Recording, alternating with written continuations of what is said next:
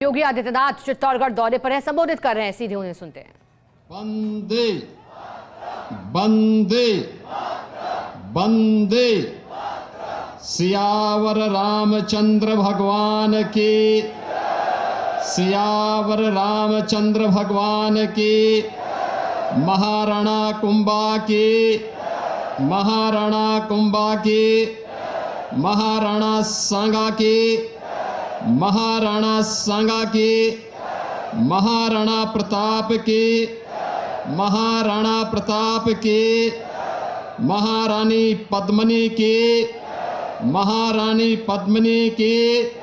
नमः पार्वती पतिये हर हर।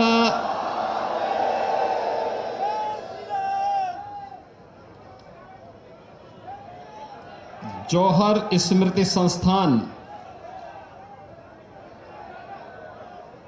के तत्वाधान में आयोजित आज के इस स्मृति दिवस कार्यक्रम में जिनका संरक्षण और मार्गदर्शन अभी प्राप्त हुआ है, महाराणा साहिब विश्वराज सिंह जी मेवाड़, केंद्रीय मंत्री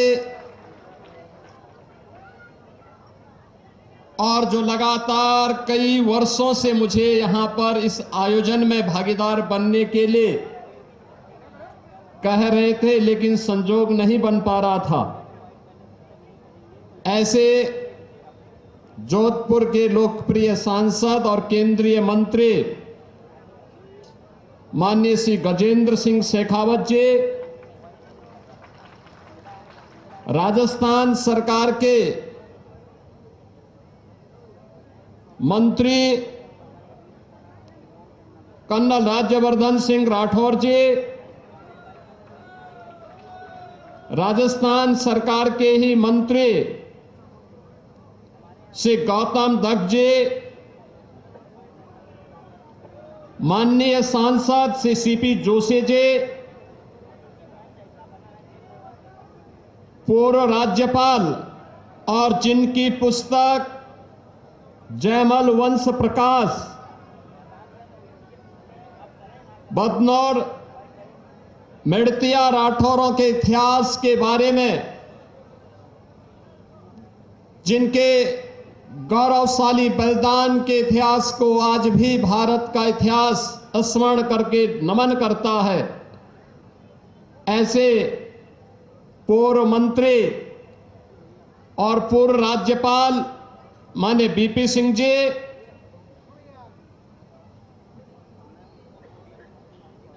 चित्तौड़गढ़ के लोकप्रिय विधायक श्री चंद्रभान सिंह आक्या जी,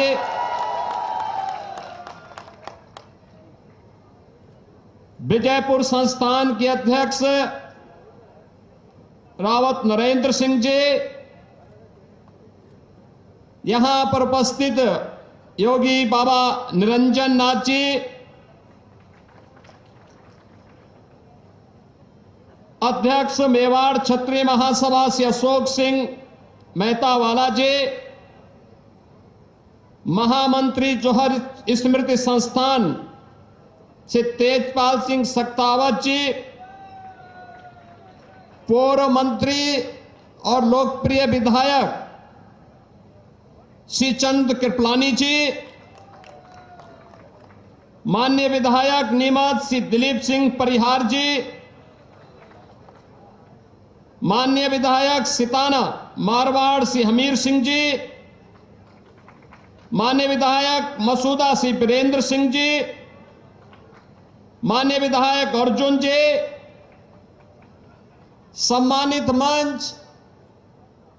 पूज्य संतजन, आज के इस समारोह में उपस्थित हमारे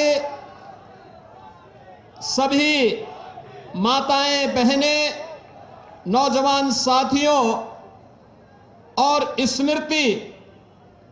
संस्थान के श्रद्धांजलि समारोह में उपस्थित राजस्थान और आसपास के सभी क्षेत्रों से उपस्थित बहनों और भाइयों, आज मुझे यहां पर प्रातःकालीन सत्र में इस वीर भूमि को नमन करने,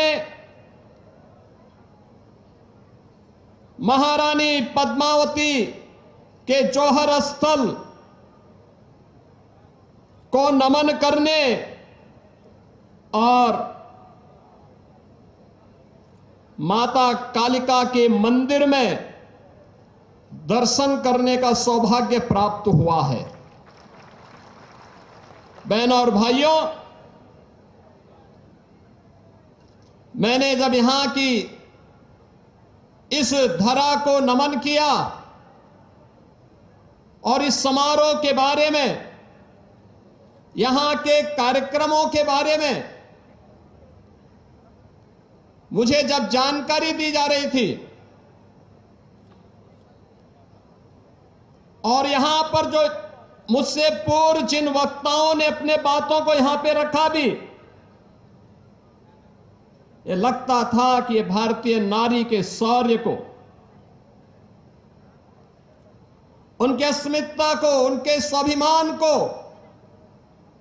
सम्मान देने का एक कार्यक्रम महारानी पद्मिनी ने हमें विरासत में सौंपी है और उसको नमन करके हम नारी गौरव को एक नई ऊंचाई प्रदान करने के लिए, अपने दायित्वों का निर्वहन करने के लिए यहां पर आए हैं। मेरा मानना है कि भारत की अमर गाथा है जो नारी अस्मिता, नारी सम्मान, उनका इस दौरान सुनिएगा। भारत का इतिहास जिन वीरांगनाओं के इस जौहर से भरा पड़ा है। ऐसा नहीं कि यहां का वीर न लड़ रहा हो, वह लड़ रहा था, लेकिन जब महाराणा रत्न सिंह को धोखे के साथ वे वीर गति को प्राप्त हुए, अलाउद्दीन खिलजी के धोखे से, क्योंकि शत्रु हमेशा धोखे से ही हमारे वीरों का मुकाबला कर पाया था। आमने सामने की लड़ाई में वे कहीं नहीं टिकते थे, कहीं नहीं टिकते थे। लेकिन धोखे से जब वह महाराणा रत्न सिंह वीर गति को प्राप्त हुए, गोरा और बादल जैसे वीर सेनापति लड़ते हुए वीर गति को प्राप्त हुए, तो महारानी पद्मिनी के नेतृत्व में हजारों वीरांगनाओं ने नारी अस्मिता की रक्षा करने के लिए उस समय जो जौहर व्रत लिया था, वह जौहर उस समय की परिस्थिति थी, उस समय की परिस्थिति थी। नारी गरिमा का, नारी गौरव का एक श्रेष्ठतम उदाहरण था कि किसी भी धर्मी को एक केवल नारी नहीं, भारत माता की धरती पर टिकने नहीं देंगे। और अगर अब भारत माता की धरती पर ऐसा नहीं, याद करिए, ये धरती माता जिसके बारे में कहते हैं,